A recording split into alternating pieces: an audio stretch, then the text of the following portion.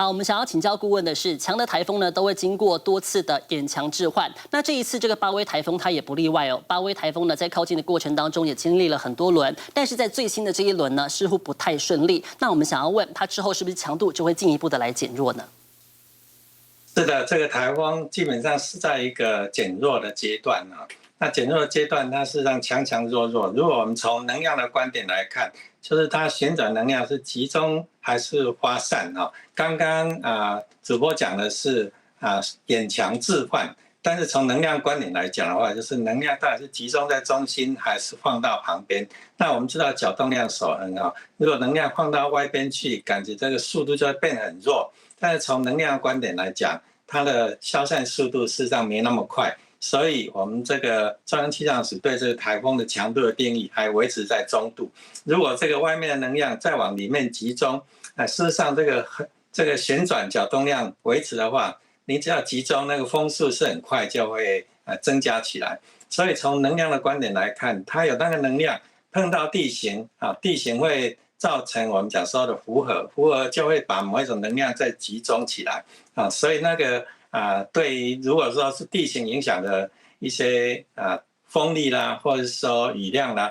其实我们看到这个中心虽然是现在看起来眼不清楚，然后对流不是特别强，但是它的影响事实上还是影响力还在的。好，从气象署的定量降水预报上面可以看到，在中部以北地区的山区都达到了超大豪雨级别，而在中南部地区的山区同样也有达到豪雨级别以上的强降雨，但是在中南部地区的平地呢，反而雨量就真的少很多。这一次的台风是不是主要影响的是北台湾呢？我们讲说，如果这个台风的雨量来源是雨带，雨带是从海外带进来，从外海带进来，那这样的话，在平地比较容易有比较高的雨量。但是这一次我们看到这个雨带不是很明显，它只要是靠风速碰到地形抬举升的话，这个雨量会比较明显。那如果是以这种地形举升为主的降雨的话，大概就是会只要分布在山区。那现在看起来就是桃子苗加上新北的山区这边可能是一个主要的雨带，这个跟台风的结构怎么样，其实已经关系不太大哦，因为刚刚讲过，这个能量还在的话，就是会有影响。但是如果说台风维持像早期那样比较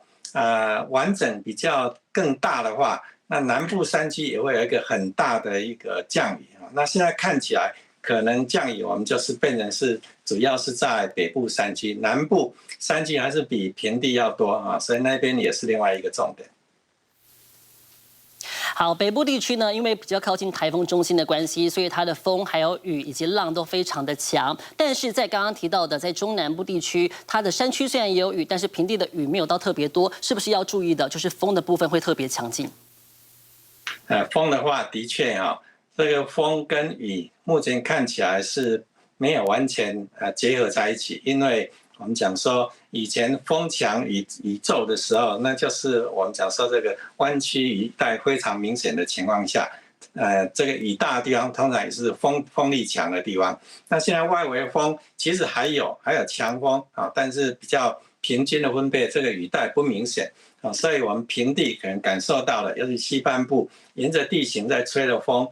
它受到地形的阻挡，事实上不是特别的明显，所以强风或是强阵风还是会持续一阵子。想看最完整的新闻内容，记得下载 TVBS 新闻网 APP。